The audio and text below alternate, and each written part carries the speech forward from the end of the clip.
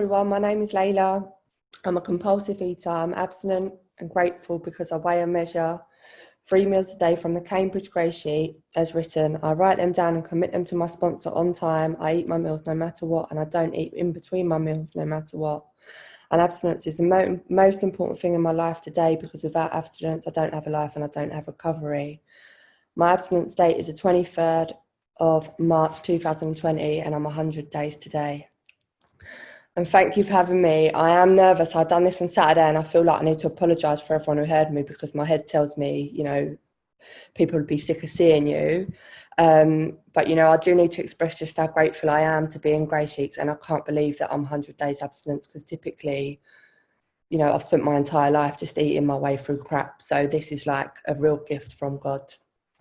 And my sponsor says to me, and people who have been helping me, tell it how it was before Grey Sheets, what happened and how life is today. So that's exactly what I'm going to do. So before I come to Grey Sheets, and this is said in hindsight, it's only getting that little bit of time between the food and sort of now that I can see things a little bit clearer. And I feel like I've spent my whole entire life on a diet, but essentially binging on food. And from a very early age, all I thought about was my body and my weight, and how fat I was, and that I needed to lose weight. I can't remember what age I started a diet, but I can remember joining Weight Watchers with my nan when I was about 15, but I think I'd been starting things like Slim Fast before then. And I always believed that I was massive, that I was huge. And when I went on holiday, I would wear like men's swimming trunks to hide my legs. And when I look back at pictures, there's definitely a time in my life where I'd say I was a little bit overweight. But actually, most of my life I've been quite slim, believe it or not. And actually, I'm at my heaviest now. But that's okay, because I'm here and hopefully in the solution. I've used laxatives. I've taken food out of rubbish bins. I've spent so much time thinking and planning diets. And one day I'm going to be this weight. And when I'm this weight, I will do X, Y, and Z. I'd buy clothes that I love, but I'd think, I'm not going to wear that just yet. I'll wait till I lose a few more pounds, or things like that. Just so many clothes, even now in my wardrobe with tags on and whatnot. So I did have this gut feeling. I knew that, or I believed that my eating wasn't quite right and something was wrong. But because I wasn't making myself sick, I did try and make myself sick when I was younger, but I wasn't very good at it, and it just wasn't, I kind of didn't come to fruition. So I decided to abuse laxatives, or I'd exercise instead. But I remember going to the doctors a few times over the course of many years, sort of saying, doctor, I'm tired all the time. When my friends are going out socialising, I tend to stay in, on a Friday night after whatever college or work, I just feel exhausted. But I remember describing to the doctor, that I've got a really bad diet and I eat a lot of rubbish. And I'd openly admit that. And I'd be told, well, it's probably to do with that. And that went on for years. And then I think I'd admitted to the doctor one day about, what was really going on for me, and they sent me for some CBT therapy. Anyway, all this stuff happened, but I think the bottom line is, in my own head and heart, I was in denial. I didn't think food addiction was real. I've shared before that my brother's a crack and heroin addict, and for me to say that I've got a problem with food felt like I was asking for attention or trying to shine this spotlight on me. And I didn't want to take anything away from my brother, because I felt he needed a lot more help than I did. But inside, I don't know, I just felt that it wasn't quite right. But, that it also wasn't that serious enough to ask for help. Then in my 30s, I struggled with cocaine massively. So I'd been using cocaine since I was about 17. But I would say not addictively. And then in my 30s, I picked up cocaine, or I hadn't really put cocaine down, but I got in debt for it and got evicted anyway, all sorts of stuff. I couldn't stop using cocaine basically, but that was the first time in my life that this obsession with my food and my weight was lifted. And it felt lovely. It felt great for a little while. until things got really shit. And then I got help with cocaine addiction in the form of the 12 steps, which took me to my sponsor in CA, is now in GreySheeters. She wasn't at the time, she was in another food fellowship. Anyway, it just goes to show, you know, I think if it wasn't for cocaine, I probably wouldn't even be here now. And, you know, I thank God that I'm a cocaine addict and a food addict and a compulsive eater. So anyway, I got in touch with, you know, I started getting honest when I put down the cocaine.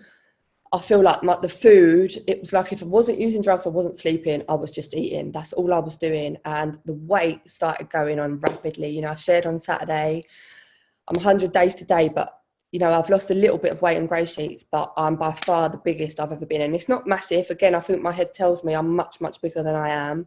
But I know in weight and in my clothes size, this is the biggest I am. Surprisingly enough, today, I really don't care. I feel blessed today. I've eaten 3 beautiful meals today. I haven't obsessed about my body or weight. I haven't got on the scales this morning because weigh day was yesterday. And we only weigh ourselves once a month. That is another miracle. So I found out about 12 Steps Food Recovery, and I didn't join GreySheeters straight away. I tried another fellowship and I just struggled. I couldn't get one day. I hated abstinence. I thought it was just horrible, you know. I think I shared as well about, you know, this abstinence is a gift. People would say, wait, don't leave till a miracle happens. And I'd think, oh, are you joking? You know, I'd go to bed at 6 o'clock in the evening praying to go to sleep, because I'd just be lying in bed thinking I'm going to eat or thinking about food. And to be honest, sometimes I would get up and I'd binge on abstinent food that was here in the fridge, and it just wasn't pleasant. And I never thought I'm going to get this. And actually I just felt, it's almost like I started to fall, I'd say, even in more of a state of depression through trying to get abstinence in that fellowship. But anyway, I'm grateful for that fellowship, because if it wasn't for them, I wouldn't be here now.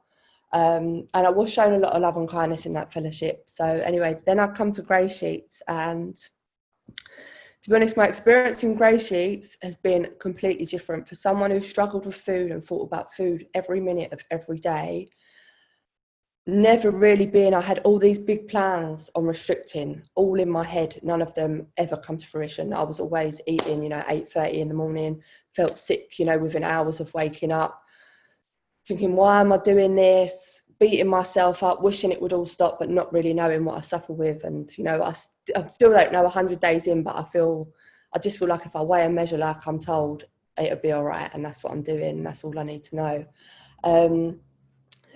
So I sort of dipped in and out of GreySheeters, treated it a bit like a diet. Everyone said, don't treat it like a diet. I didn't know how to treat it like a diet, because I realised now that I've spent my whole life treating it like a diet.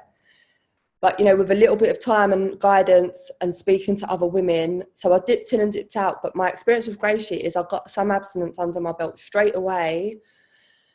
And I want to say it felt effortlessly, you know. I weren't, straight away something was lifted, and it was like my food was really enjoyable. I wasn't thinking about putting stuff in my mouth, and I thought, oh, you know, what's going on? It felt a bit weird and spooky, but so beautiful at the same time. But I think for whatever reason, I still had this denial in my head, you know, food isn't a drug. When people used to talk about it being like heroin and crack, I used to think, what a load of crap. You know, this was my thinking, you know, and I now know that I can't trust my own thinking. So this is why I pick up the phone and I ask people like you who know more than I do. And thank God for that. Today, I do believe that, you know, in my heart and every sort of bone in my body, I think that sugar, grains and starch, it might as well be a needle in my arm to me personally. I wouldn't maybe share that openly with people live, share it with my mum, but I think it's a bit difficult for them to understand because of my brother, but I think you lot understand it, and it doesn't matter. This is what I've come to believe in this program, and I want to stay away from it like as if it was heroin and crack. Anyway, so what did I do? I got a sponsor straight away, was begging for a sponsor, I wanted help, wanted to be told what to do straight away.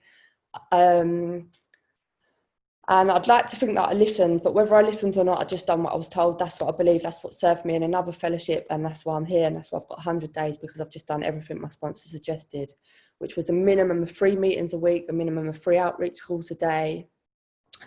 I write a gratitude list because I'm in another program, and I'm sure there's lots more tools. I speak to my sponsor, I commit my meals every day on time. I write them down, all of that stuff. And that's all I've done. And I've just prayed for the willingness 10 minutes, Layla. Got 5 minutes thankfully left. to continue to weigh and measure, and what's happened through doing that is unbelievable. I'm blown away by what's happened. I can't even really describe to you, but I'm sure many of you know. So since weighing and measuring, what's happened to me is, well, I've put the food down.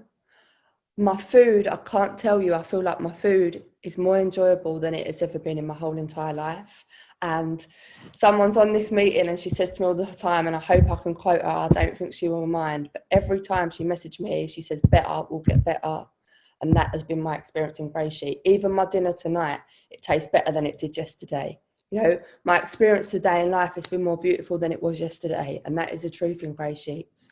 I can't believe that I'm not obsessing about my body. I bought a dress the other day and I sent a picture of me in this dress to my sponsor. That is like unheard of, you know, unheard of. And I'm not saying I haven't worn the dress yet, but the fact that I've bought it in being the biggest I am, and it's a beautiful dress, and I wouldn't do things like that before Grey Sheets. I've refused to buy myself clothes in a certain size. And in fact, I wore dirty clothes all the time. I didn't wash before Grey Sheets. You know, now I wear clean clothes. My house is clean today.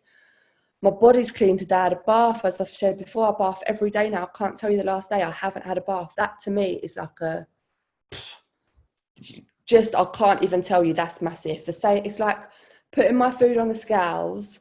I didn't know it and I heard people share it, but it's the most loving and kind thing that I've ever done for myself. And in turn, I'm doing other loving and kind things like washing, like cleansing and toning my skin, like removing my makeup. Like when I get in the bath, this has just happened. This has just happened through weighing and measuring. No one's told me this stuff. It's just been like a natural thing, and I'm blown away. When I had the bath this morning, I can see my body naked, something that would sicken me and repulse me normally. I'm not saying I'm in love with it, but I look down at my body now with all my little rolls, and you know, nothing's perfect, but I feel blessed in some weird way. I feel blessed that, you know what, I've got this body, I'm me today. I've battered myself with food and cocaine. I'm still alive, I'm in the solution, and I feel better than I have done since I can remember because of this program. And I know I sound like, you know, wow, this stuff is amazing, but this is what's happened to me. And, you know, I still feel a bit overwhelmed by it because I can't believe it. And, you know, my head will tell me, I'll be a bit careful, don't get too excited on that meeting because you could be eating tomorrow. That's what my head tells me.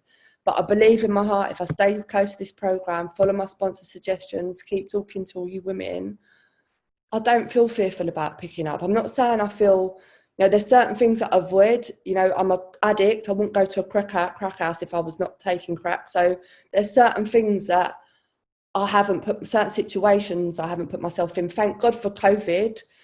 Not in a, you know, I know everyone's probably been hurt or maybe lost loved ones, but in some ways it's been a blessing to me because things that I would normally do with my mum, you know, my mum and me would always be not eating non-abstinent stuff together a couple of times a day. That's kind of maybe, I don't know really about if that's how she showed me love. I'm working on that now, but I don't know. But nonetheless, it's almost like COVID has given me a little bit of a boundary. I haven't been able to do things because of COVID. And I don't know, I just feel like it supported my abstinence, but I don't feel worried now about when we go back to normal. I shared on Saturday, and I do just want to share this again, you know, I work in the NHS and the hospital I work in started giving staff free meals a day and all this stuff that we don't eat, that before Grey Sheets I would have been going to not one friend, not two friends, probably about 10 friends. I'll get me a bit of that if you're not getting it. And I would have eaten. I'd be coming home with all of it. Or, well, I say coming home, I probably wouldn't have got it at home. That's the truth. And the woman in the canteen said to me recently, because I went to get a can of diet drink, she said, you're the only person I don't see. Minute, Layla. Thank you. In here. And in my head, I thought, thank God, that's good at Grey Sheets. And, you know, I've not lost a massive amount of weight. I don't particularly care today because I just feel blessed and I feel better. But what was I going to say? Just to think about the canteen, I've lost it now. Just about, yeah, you know, if I wasn't 100 days in Grey Sheets, imagine 100 days of me compulsively overeating, eating in the current climate at work in a hospital. I'd be in the deep, dark state of depression, and I'm not today because of Grey Sheets. Thank you for everyone for letting me share.